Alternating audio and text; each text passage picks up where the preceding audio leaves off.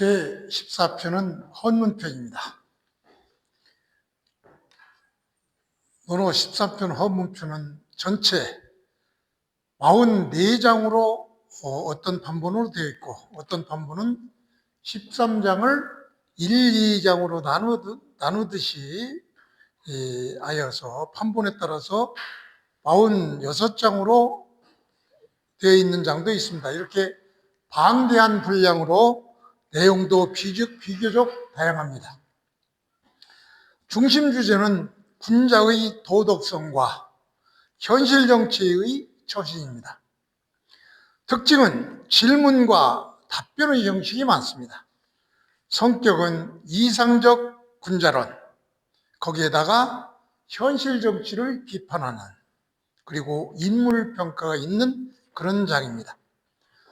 군자는 덕, 의, 수치심, 언행 이치를 기준으로 판단하고, 비중이 큰 인물 평가는 도덕성과 공정성, 권력에 대한 태도를 평가 기준으로 하여 다양한 역사 인물과 동시대 인물을 평가한 장입니다. 현실 정치에 대하여 권력자들의 도덕 결핍, 명분 없는 행동 비판, 벼슬과 도의 관계를 냉정한 시각으로 비판하는 장입니다. 핵심은 도가 없으면 물러나라. 특히 처세에 대한 진퇴, 나아가고 숨는, 즉 도가 있으면 나아가고 도가 없으면 숨으라고 하고, 이 말에 대해서 신중하고 또 말보다 실천을 우선시하는 그런 장입니다. 결국 헌문표는 군자의 기준으로 인간의 정치 현실을 평가한 비판적 윤리서인 것입니다. 자, 이 헌문편의 제1장은 아주 간단한데 그 배경은 공자의 정치 윤리와 부끄러움, 이 개념이 잘 드러나는 장입니다. 인정을 펴는 경우 출사여 녹을 받고, 무도한 나라에 출사여 녹을 받아먹는 것은 백성의 재물을 도둑질하는 범죄 행위인 것이다. 그래서 수치스러운 것이다. 이런 얘기죠. 즉 무도한 나라에서 출사여 녹을 받아먹는 것은 백성의 재물을 도둑질하는 그런 범죄 행위라고 보는 것입니다. 인정을 펴는 경우에 그 경우에 출사여 녹을 받아먹어야 된다. 이런 얘기죠. 자, 이것을 기준으로 원문을 해석해 보겠습니다. 헌문화, 헌문, 주술목이죠. 헌은 바로 원언이죠. 원언. 자는 원사라고 그러는데 공자의 제자죠. 그래서 원언이 공자한테 물었죠. 치가 뭡니까? 이 부끄러움. 이것이 뭡니까? 이렇게 물었던 것이죠. 그러니까 공자가 뭐라고 했느냐? 자왈, 방유도, 방무도, 여기는 있다, 없다, 대비되죠. 취야, 간단하죠. 즉 공자의 제자 원어는 공자에게 부끄러움이란 무엇입니까? 이렇게 얘기했죠. 여기서 부끄러움은 바로 공직에 나아가는 그런 배경 설명에서 얘기했듯이 공직에 나아가는 그런 공직자들의 부끄러움, 이것을 지금 의미하고 있는 것이죠. 그래서 여기에 대해서 공자는 방유도, 방은 제후국의 나라라고 그랬죠. 제후국의 나라에 도가 있으면은 이 소리죠. 응? 그러니까 조건이죠, 조건. 그러면은 이거는 이제 이 주어가 생략되었다고 봐야 되겠죠. 뭐냐? 공직에 나가는 어떤 그 공직자, 국가가 도가 있을 때, 즉 정치가 제대로 행해질 때 공직자는 나아가서 복을 받으라 이런 얘기죠. 행위죠. 즉 복이라는 것은 여기서 수로니까 여러 가지 뜻이 있는데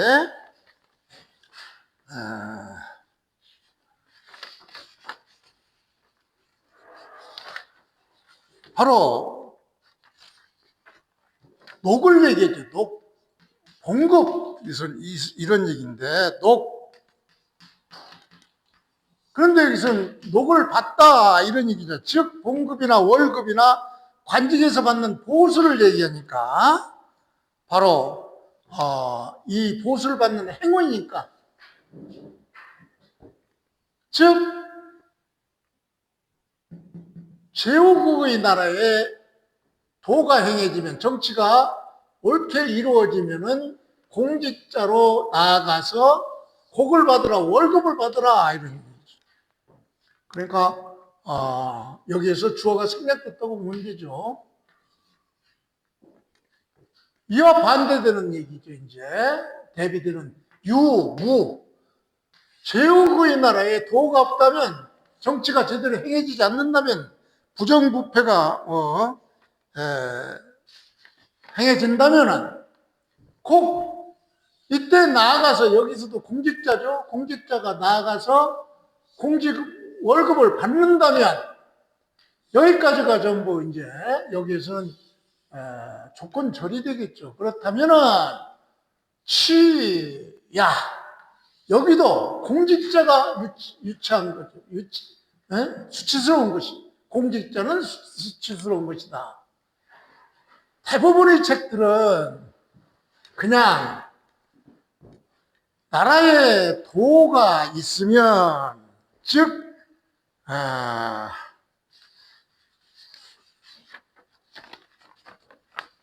나아가서 봉급을 받고 그러니까 국가의 봉직에서 봉사를 하고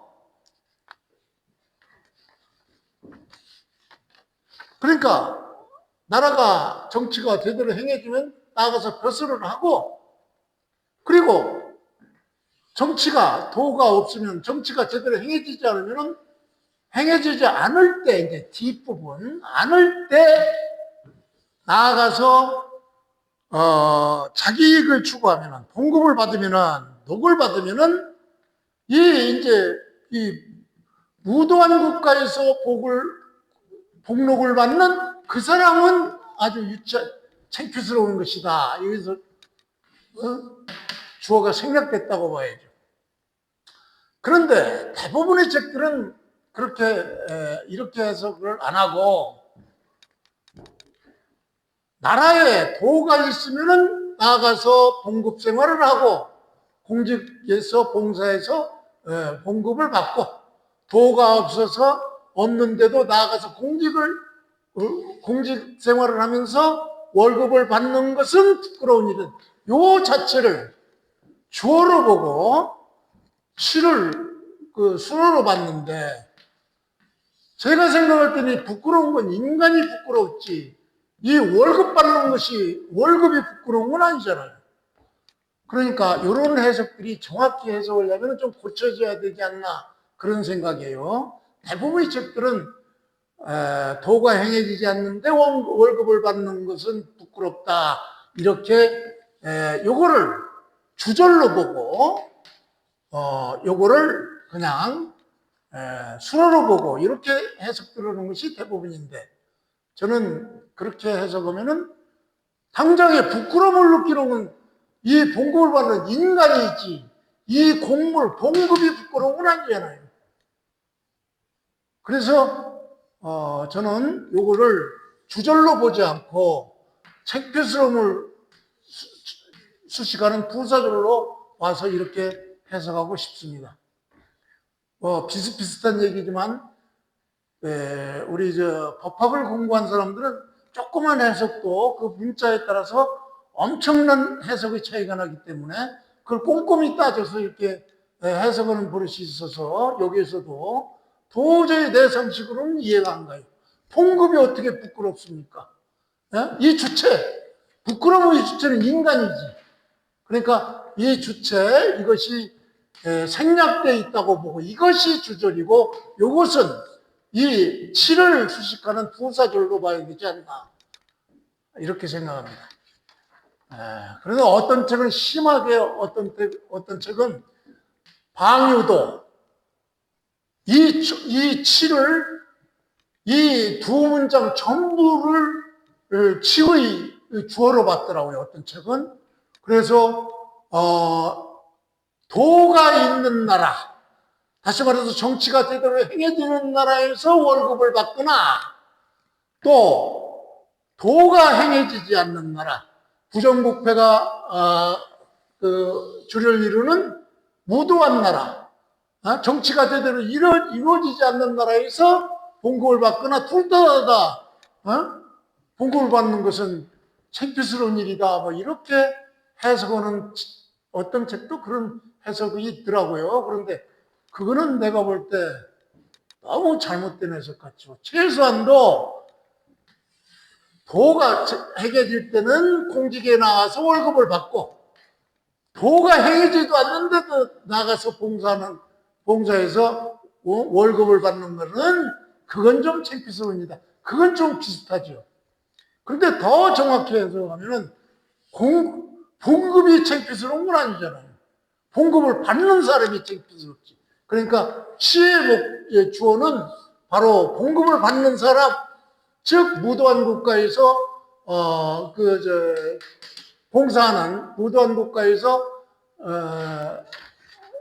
이제 공무원 생활을 하는 그러면서 봉급을 받는 그 사람이 창피스럽다. 이렇게 해석하고 싶습니다. 그래서 이거를 주자는 뭐 비슷하게 해석했는데 주자도 원언이라고 그랬죠. 원언이 부끄러움에 대해서 수치스러움에 대해서 물었는데 공자는 나라에 도가 있으면은 복록을 받으며 벼슬을 하고 여기까지죠. 나라에 무도하고 정치가 어지러운데도 녹을 탐하여 벼슬하는 것은 이것은 부끄러운 일이다. 이렇게 주자도 이렇게 해석을 했더라고요.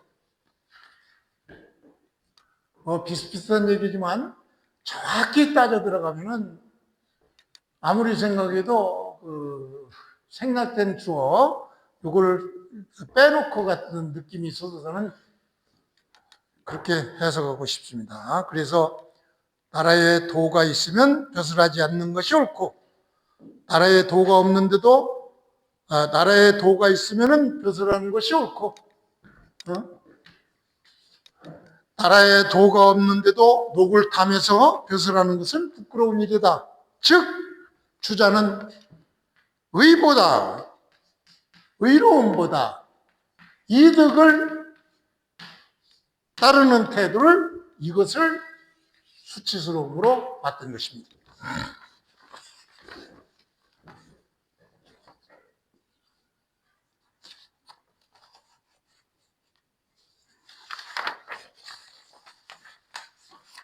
이어서 헌무편 2장을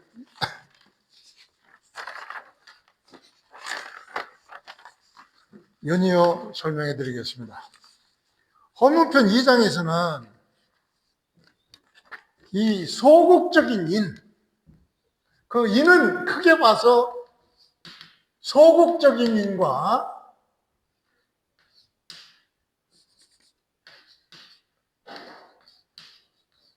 적극적인 인, 이 둘로 나눠서 공자는 설명하고 있죠. 그래서 헌문편 2장에서는 소극적인 인의 측면을 말하고 있습니다. 더 구체적으로는 본장은 인을 위한 자기절제의 단계, 이런 것을 억제하는 그런 자기절제의 단계를 말하고 있습니다. 즉, 이 장은 인의 부정적 조건이죠. 이렇게 하면은 인이 안 된다. 이거를 극복하라 이런 얘기죠. 불행을. 그러니까 극과 벌과 원과 욕, 이 부정적인 조건을 말하는 그런 장인데, 주자도 이 네 개의 주자 집주에서 이 네 개의 부정적인 요소를 제거하는, 이것도 중요하지만 인의 충실한 발현은 더 높은 단계로 봐야 된다 이런 얘기죠.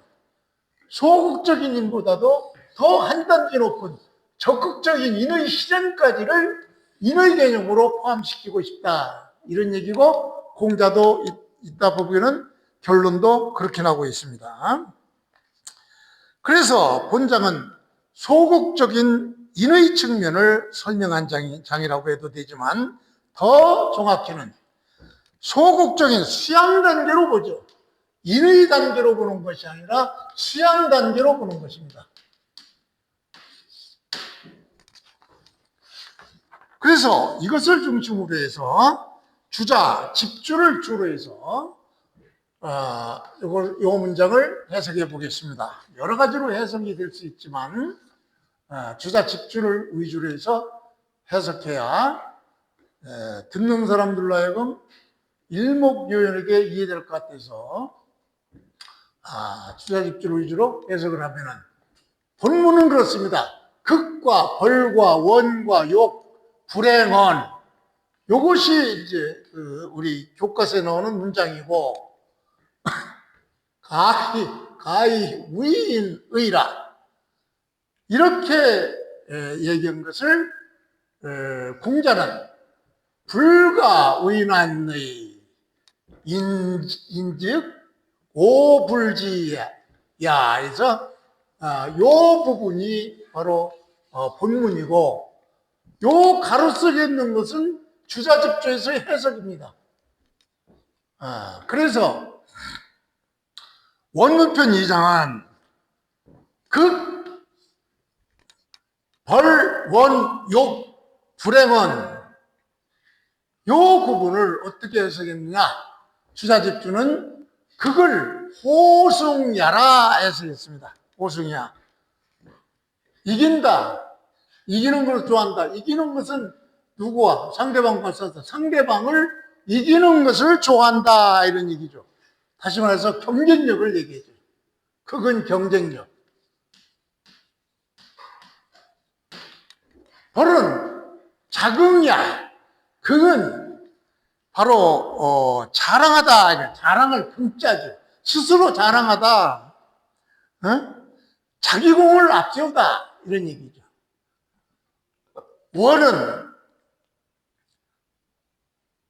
염한야,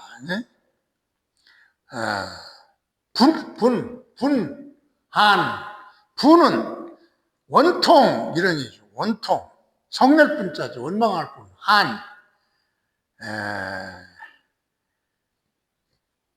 원통을 그러니까 분하고 한스럽다 이런 얘기죠. 원망한다, 남을 원망한다 이거는. 그 다음에 욕은 탐할 탐, 욕, 탐욕, 사욕을 얘기하는 것이죠. 이런 것들을, 불행은 이 네 가지를 행하지 않는 거, 이 네 가지를 이 불행어는 주자집주에서는 어떻게 했느냐, 사자계, 인정지소, 불능무자, 이 네 가지, 즉 극과 벌과 원과 욕은 인간 모두가 그 정을, 그 마음속 정에서 무능, 없애려고 하는 것이 어려운 것들이다. 사실 인간은 그렇잖아요. 누구와 싸워서 이기려고 그러지 지는 사람이 어디 있습니까? 또 자기가 어떤 업적이 있으면 자랑하려고 그러고, 원한이 있으면 원한을 말하고, 뭐 갖고 싶거나 그러면 욕심 부리고, 이것이 인간의 본능이지. 이걸 억제하라니, 예? 이게 억제한다는 건 참 어렵지 않습니까? 이게 억제하라. 억제해야 된다. 가히의이냐. 이렇게 억제를 하면은 불행, 이 네 가지를 행하는 것을 안 하면, 억제하면은, 그러면은 인입니까? 이렇게 원언이 물었죠. 원언이 물으니까 공자가 뭐라고 했냐? 가히의나냐? 가히의. 그거는 정말로 어려운 것이다. 응? 가히 이의라고 여긴다. 가히 어렵다고 여긴다. 이렇게 사실 이 인간이 이 네 가지를 억제한다는 것, 행위를 하지 않는다는 것은 여기서도 그 주자도 말했지만은 이 네 가지 전부는 인간의 정으로서는 이것을 없애려고 하는 것은 어려운 것이다. 그게 사실이죠. 그건 어렵지 않느냐 이렇게 보면. 네 가지를 억제하는 그 행위는 어려운 것이지만 여기도 인축 오불지 부정사가 나왔죠. 부정부사에게 불이 나왔으니까 목적어가 앞으로 나와서 전치가 됐어요. 그러니까 나는 인을 모른다. 집에 가면 이런데 사실은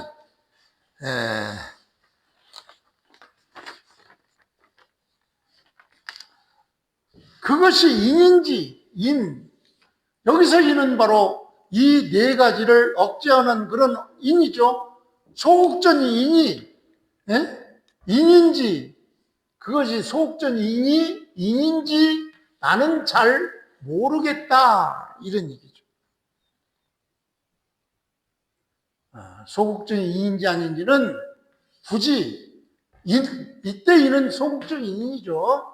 소극전이 인인지 아닌지는 모르겠다 이렇게 얘기를 한 것이죠. 그래서 핵심 의미는 바로 공자는 욕망을 억제하는 것만으로는 인의 전부가 아니라고 봤죠. 가히 인의 욕망을 억제하는 전부 그게 인일까 그랬죠. 그래서 인의 전부가 아니라고 자기는 봤기 때문에 그렇게 하기도 어렵지만 사실 그게 인지는 잘 모르겠다. 소극적인 인이 진짜 인의 전부는 아니라고 본 것이죠. 인지는 모르겠다.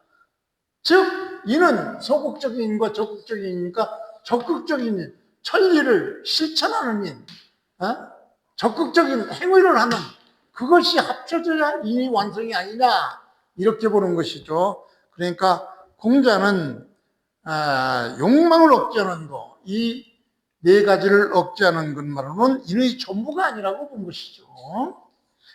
그래서 극과 벌과 원과 욕을 누르는 것은 소극적인 취향으로 봤어요. 그러나 이는 단순한 악을 억누르는 것이 아니죠.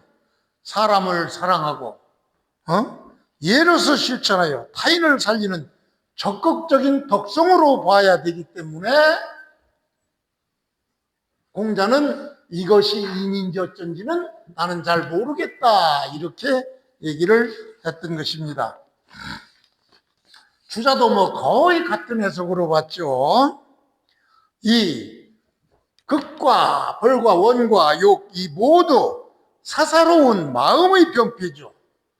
그래서 이것을 제거하는 것, 불행, 이것을 제거하는 것은 수양의 중요한 공부로 봤어요. 그러나 이는 단지 이거 제거만으로 되는 것이 아니죠. 천리가 충만히 드러난 상태, 즉 적극적인 인이 있어야 된다, 이렇게 보는 것이죠. 즉 이렇게 이것을 억누른다고, 즉 몸에 병을 없앴다고 건강이 완성되는 건 아니죠. 또 운동도 하고 적극적인 행동을 해야죠. 응? 이와 같은 비유와 비슷한 것이죠. 그래서 오늘날도 경쟁심을 억제하고 자기 과시를 절제하고 피해의식을 줄이고 과도한 욕망을 절제하고, 이것은 훌륭한 인격 수양, 즉 소극적인 인의 실현으로 보는 것입니다. 여기에 더해서 타인을 배려하고 공동체에 책임을 지고 적극적인 선행, 사랑의 실천 등 적극적인 인이 있어야 진정한 인이라고 봤던 것이죠. 그래서 이 소극적인 인만으로는 공자는 인인지 잘 모르겠다, 이렇게 얘기를 했던 것이죠. 그래서 본장은 인의 부정적인 조건, 이 사욕제거 4가지를 제거하는 거, 이것을 말했는데, 결론적으로 본장은 소극적인 인의 측면을 설명한 장이라고 해도 되지만, 더 정확히는 인에 이르는 소극적인 이런 수양 단계로 봤어요. 여기서 선비는 여러 의미가 있었죠. 주대 시대에는 지배계층의 말단 공무원으로 이렇게 봤는데, 이게 춘추 시대는 자꾸 변질이 되어가지고 이 화국관리라는 것이 다시 상승해서 이 지배계층의 질서가 이렇게 파괴돼 버렸죠. 그렇기 때문에 이 사란 개념이 상당히 다르게 되어 있는데, 여기에서 이 논어에서 이 사는 바로 도를 추구하는 그런 지식인, 이것으로 봐야 돼요. 이 헌문편 3장에서의 사는 도를 추구하는 지식인, 이런 사람이면서, 이런 신사면서, 이게 이제 여기 생각돼 있죠. 이런 선비가 거하는데 편안함이 있는 것을 마음에 품다, 즉 그리워하다, 마음에 품다, 이런 얘기죠. 편안한 생활, 안일한 생활에 안주하다, 이런 얘기죠. 편하게 살기를 바란다. 누가? 선비가 편안하게 살기를 바라면은 부족이의, 이것으로는 신사라고, 선비라고 할 수가 있겠느냐, 뭐 이런 얘기. 즉 선비라면서 안일한 생활을 마음에 두면은 바로 부족이, 몸하기 부족하다, 이런 얘기죠. 할 자격이 없다. 선비가 될 자격이 없다, 이런 얘기죠. 선비라고 하기에는 부족하다. 즉 선비가 안락한 생활만 생각하면은, 선비가 편안하게 있기를 바라면은, 이거 선비라고 할 수 있느냐? 참다운 선비라고 할 수 없다. 이런 간단한 문장이죠. 주자 해석도 뭐 똑같습니다. 같아요, 거의. 사는 바로 뜻을 품고 도를 행하는 자. 그런데 이런 자가 편안하고 안일함을 탐한다면은 도를 행하자고 하는 뜻을 꺾인 그런 사람으로 봤으므로 참된 선비라고 선비는 아니라고 봤던 것이죠. 즉 이 선비, 사의 개념은 사명감이지 생활의 안락함, 이것이 아니라, 이런 얘기죠. 그래서 철학적으로도 선비의 조건은, 즉 안정된 직업이라든가 편안한 집이라든가 물질적 풍요, 이런 것이 아니라 책임감, 공공성, 도덕적 이상, 고난 감성이 있다고 보는 것이죠. 즉 편안함을 우선시하면 바로 사명감을 이루니까 선비라고 할 수가 없다. 이렇게 보는 것이죠. 헌문편 4장도 문장이 간단하니까 배경 설명 없이 그냥 문장을 보겠습니다. 공자는 말했죠. 자활. 방유도 우연의행, 방무도 우행의선, 언손. 조금 아까도 나왔죠. 방유도, 방무도. 이게 유와 무 서로 대비되죠. 그래서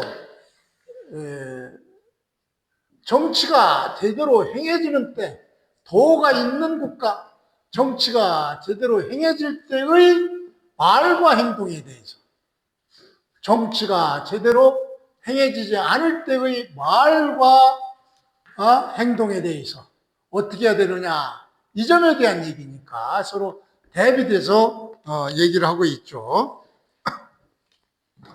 즉 방위도, 정치가, 나라의 정치가 올바르면은, 나라에 도가 있다면, 나라의 정치가 올바르면은 위원, 위행.